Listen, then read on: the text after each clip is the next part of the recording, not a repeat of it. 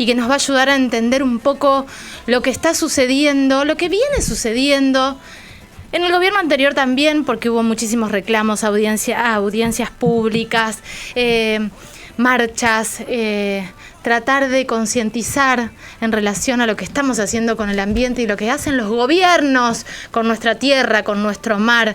Pero ahora hay un supuesto pacto de mayo donde el punto 6 es terrible. Manu, ¿qué dice el punto 6? El punto 6 tiene que ver con la explotación de los recursos naturales. De alguna forma, todo lo que tiene que ver con el Pacto de Mayo habla de generalidades, pero el gobierno de Milei quiere recoger el guante que explica, según el oficialismo, que bueno, por imposiciones ambientales, por una Agenda 2030, por todo lo que llaman el marxismo cultural, este país no se ha desarrollado y no ha explotado los recursos como tendría que hacerlo. Así que un poco eso quiere recoger el gobierno en este punto 6, que habla puntualmente de la explotación de los recursos y quiere impulsarlos. Ya hay reuniones, ya hay tejes-manejes en algunas provincias, sobre todo el caso de Mendoza con el cobre, la zona cuyana, bueno, la minería, que es un poco la actividad de cabecera de la explotación de recursos.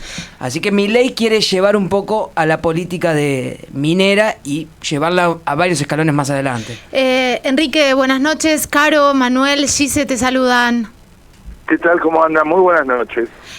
Enrique, un montón, porque también nos da la sensación de que se abren muchísimos frentes, todos en paralelo, en simultáneo, donde quedamos muy mareados los que estamos mirando y quedamos sin fuerza, sin manos los que estamos luchando. ¿Cómo lo estás viviendo vos? No, sí, con muchísima preocupación, ¿no? Es algo muy vertiginoso.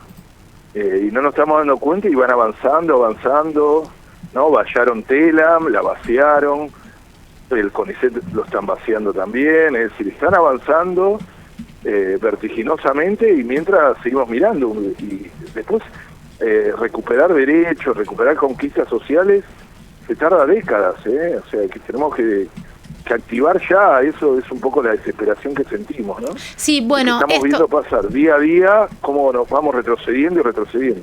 Esto que estás diciendo, ¿hay realmente una conciencia de que no da lo mismo perder un derecho, retroceder en derechos conquistados? Yo creo que en gran parte de la sociedad no lo hay, y creo que nos están sumergiendo en como una ametralladora donde vamos atajando lo que se puede, pero van pasando, ¿no? Las balas van pasando y se van y van impactando. Entonces tuvimos el proyecto de ley ómnibus, se pudo resistir, ahora vienen de nuevo por el proyecto de ley ómnibus que tiene retrocesos en todo sentido, pero también en la materia que nos ocupa, que es lo ambiental. Bueno, un diputado de la Libertad Avanza diciendo que a Greenpeace habría que declararlo como una organización terrorista. Bueno, lo de Telam, que es realmente gravísimo, un atentado a la libertad de expresión, bueno, al periodismo. Ya el periodismo había sido muy castigado en las represiones, recuerden que no fue para nada casual, que el periodismo había sido muy castigado en las represiones que hubo frente al Congreso. Y hoy un poco confesaron que su forma de comunicar va a ser por Twitter, de la manera que lo hace, de esa manera orgiástica que lo hace el presidente, ¿no? Y que va anticipando. Hoy justo tuiteó algo contra el CONICET, o en realidad le puso me gusta, que es la forma que tiene que comunicar, porque lo de Telegram también lo anunciaron de esa manera. Ahora, Enrique, Manuel Casado te habla. Buenas noches. Yo ayer escuchaba una frase que me llamó la atención, que su autor es Miguel Ángel Pichetto, que dijo algo así: el ambientalismo de la izquierda boutique de la capital llevó a todo el país al rechazo a la minería. ¿Vos crees que de alguna manera Milei está como también teniendo un mensaje en esos términos? Más que el autor es Pichetto, ¿crees que el mensaje antiambientalista tiene que ver con un anclaje popular de gente que no se siente representada ni por los interlocutores del ambientalismo ni las causas del ambientalismo? No, es un disparate lo que dijo Pichetto y es desconocer lo que pasa en los territorios. Él dijo como que eran 2, 3 de izquierda boutique de Buenos Aires los que imponían el rechazo a la minería, y es desconocer lo que pasa en los territorios, en Mendoza, en Chubut, ¿no? Donde miles de personas salieron a las calles, obviamente que viven en esa provincia, resistiendo el avance de la gran minería. Y esto no fue hace mucho, en Mendozazo, en Chubutazo, no, hace pocos años. Hay una resistencia muy grande en La Rioja, Famatina, pero una historia de lucha. En Chubut, ni hablar con Esquel. Es decir, hay una historia de lucha que tiene que ver lejos de un ambientalismo de la ciudad de Buenos Aires. Por el contrario, es más, gran parte del ambientalismo de la ciudad de Buenos Aires desconoce eso y habla en abstracto de la cuestión ambiental, etcétera, habla de cambio climático global.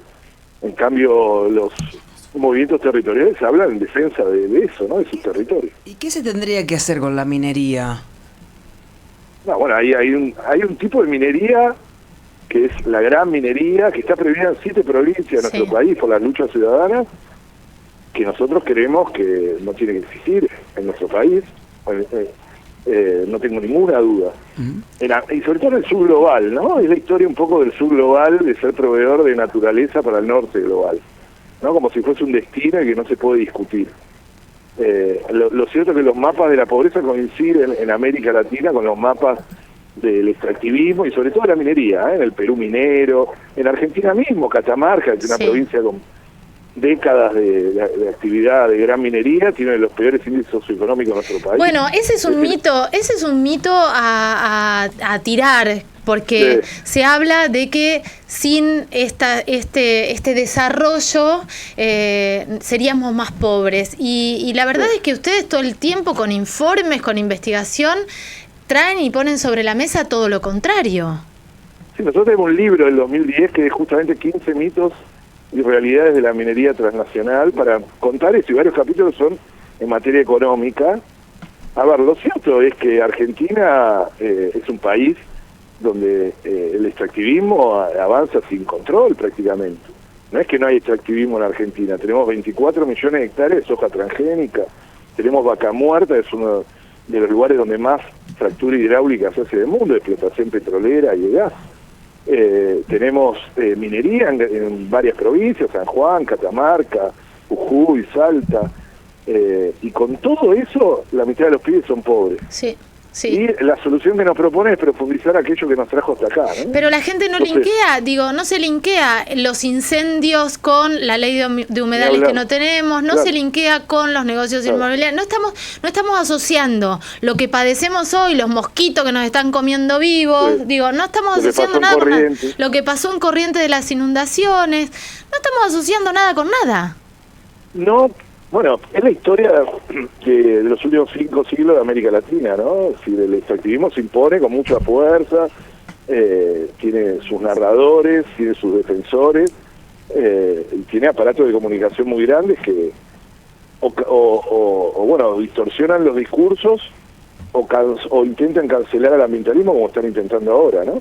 No solo de gobierno, sino también de, bueno, no sé si es oposición ya, Pichetto, pero hay muchos que incluso desde otros lados también defienden el extractivismo como si fuese una actividad que nos va a sacar de la pobreza, etcétera. La verdad es que es bastante complicado ahora con todo esto que se viene, porque es verdad que en el gobierno anterior se firmó la exploración sísmica y explotación petrolera entre Gallos y Medianoche. Me acuerdo que era en un partido o en la final de algo o en el 31, ya no me acuerdo qué fecha era. No, era el 30 de diciembre. Eso, era el 30 de diciembre, 31 de diciembre. La verdad es que se avanzaron en un montón de cosas, en las otras se cajonearon, como la ley de humedales, pero lo cierto es que se podía hablar desde algún lugar medio hipócrita, medio por arriba, medio para quedar bien, pero no se decía abiertamente que no se creía en el cambio climático. Ahora, con este gobierno directamente se dice esto y se dice que Greenpeace es una organización terrorista. Entonces, y eso es gravísimo, es gravísimo. Claro, digo... Es gravísimo porque abre una caja de Pandora, ¿eh? Sí. Yo quiero detenerme un segundo en eso, porque es muy, pero muy peligroso eso. Calificar de terrorista es poner como enemigo, es alguien a perseguir, a un terrorista, ¿no? Alguien a combatir, alguien que uno habilita la violencia en todo sentido, ¿no? Un terrorista, ¿no? Alguien que quiere generar terror. O sea, ni jamás fue considerado, o sea, está considerado como terrorista. O sea, está en debate hace tiempo. Imaginen lo que significa decir eso. Y en el marco de una América Latina donde se asesinan más defensores y defensoras ambientales de todo el planeta. Entonces abre una caja, ojo con eso, porque en los territorios eso significa más represión, más persecución, una habilitación de la violencia incluso en todo sentido. Sabemos que este gobierno tiene un discurso de odio, pero eso habilita la violencia contra quien se considera ambientalista. Terrible, terrible esto. Terrible, ¿Qué sí. panorama tenés vos? ¿Qué sensación tenés? No, un panorama de que hay que luchar como nunca antes, de que hay que aprender mucho de las luchas ciudadanas socioambientales que se han plantado contra cosas que parecían que no se podían parar, como, insisto, Mendoza, Chubut, no hace mucho tiempo, y hay que empezar a defender derechos y conquistas. Insisto, nosotros, a ver, no nos damos cuenta de las décadas que después supone dar vuelta a eso. Por ejemplo, toda la legislación minera de entrega y saqueo es de la década de los 90, es decir, hace 20 y pico de años, y no fue modificada hasta ahora, sigue intacta. Y así podemos ver los ferrocarriles destruidos en los 90 y no se pudieron recuperar nunca de la manera que estaban antes. Es decir, ojo con esto, un CONICET destruido, con investigadores yéndose del país. O sea, todo eso después no es fácil de revertir. Y Enrique, ¿vos creés que el ambientalismo también tiene que tener una postura de autocrítica? Porque digo, por algo llegó Milei también, digo, por algo este mensaje lo consume una porción considerable y hoy mayoritaria de la población argentina. Como que el ambientalismo, digo, ¿cuál es la fase posterior al repudio de lo que es todo lo que está proponiendo el gobierno? ¿Cuál sería el camino? No, o sea, a ver, ante un discurso de alguien que no tiene ningún sustento en ningún lado, no sé qué autocrítica tendríamos que hacer, o sea, algo que juguemos ese mismo juego, no sé. Claro. Yo no veo por ese lado desde el ambientalismo una culpa. El ambientalismo incluso fue crítico del gobierno anterior, Sí. en algunas cosas no es lo mismo, está claro que no es lo mismo, no quiero decir ni parecido. O sea, había un margen estábamos debatiendo la ley de humedales, Claro. es decir, algo del siglo XXI, y ahora estamos debatiendo si podemos reunirnos a manifestarnos, o sea, cosas del siglo XIX. Es decir, el retroceso es enorme, no es lo mismo. O la derogación de la ley de bosques y de glaciares, ¿no? Ya, Terrible. de la ley de humedales ya ni nos olvidamos que existe, ¿no? El proyecto de ley. Sí. Entonces, sí. Pero bueno, ahí estamos. Enrique, te agradecemos muchísimo esta charla. Te mandamos No. un abrazo y ya vamos a volver a llamarte. Muchas gracias por llamar, Gracias. un gran abrazo. Hasta luego. Enrique Viale, abogado ambientalista, pasaba por aquí por Campanas en la Noche. Gigi.